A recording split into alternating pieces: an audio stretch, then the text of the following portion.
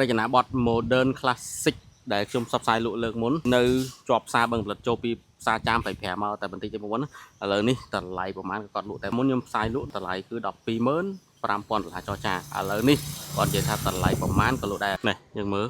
modern classic ទៅតឹង7បដោយ13ផ្ទះគឺធ្វើម៉ូដនេះគឺស្អាតបងប្អូនសម្រាប់បងប្អូនដែលស្រឡាញ់ចូលចិត្តម៉ូដហ្នឹងចូលពីផ្សារចាមបឹងផលិតមកតែបន្តិចទៅកែងតែម្ដងណានេះរចនាបថនេះគឺអេមើលទៅវិឡាអឹងថឹងតែម្ដងផ្លូវនេះផ្លូវត្រង់ចូលពីផ្សារចាមមកត្រង់ផ្សារបឹងផលិតហើយភូមិសាស្ត្រនេះបងប្អូនឃើញមនុស្សនៅច្រើនមែនតើផ្លូវនេះត្រង់ភ្ជាប់ទៅផ្លូវស្ពានប្រែកប្រាថ្មីដែលឆ្លងពីតាខ្មៅមកណាបងប្អូនឥឡូវយើងមើលកែងបែបនេះមានមនុស្សរស់នៅច្រើនមានអ៊ូអស់ខ្លាំងណាអ្នកមើលធួបែបនេះបងប្អូនណានេះបន្ទប់កេង5បន្ទប់ទឹកនេះខាងក្នុងគឺជាតិបែបនេះតែម្ដងបងប្អូនណាជាតិបែបនេះនេះពីមុខនេះសល់4ម៉ែត្រជាង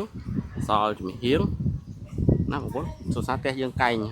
បងប្អូនគ្រាន់តែចូលមក complete structure ថែមបន្តិចទៀតគឺអេមតែម្ដងណាតែនេះមានទប់ទឹកមួយហើយទូភ្ញៀវហើយតនេះឡើងទៅទប់កេងខាងលើហើយតនេះមានបន្ទប់ចក្រានបាយនិងបន្ទប់ទឹកខាងនេះចក្រានបាយបន្ទប់ទឹកបងប្អូនណាហើយយើងឡើងទៅខាងលើធួបងប្អូននេះរចនាបថបងប្អូនគ្រាន់តែថែមបន្តិចដោយសារតែគាត់ស្រឡាញ់បែបបុរាណលាយសម័យបងប្អូនណានេះគាត់ឆ្លាញ់យើងឈើអញ្ចឹងបងប្អូនតម្លៃល្អដូចខ្ញុំជំរាបបងប្អូនមិនអញ្ចឹងតម្លៃនិយាយថាតម្លៃប៉ុន្មានក៏លក់ដែរ